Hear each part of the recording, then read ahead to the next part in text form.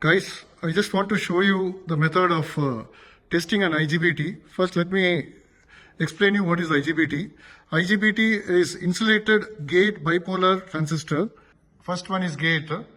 Second one is, the center one is collector. Third one is the emitter.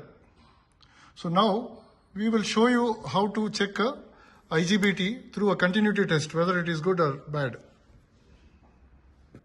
We are going through a continuity test. I will show you in the meter. It is kept in the continuity beep mode.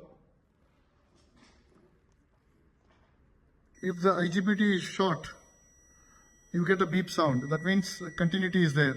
So the continuity should not be there. It is dead short. So this is the one which shown here. Now what we are testing is a short one. The other one, the other method is a diode terminal. Yeah. Yep.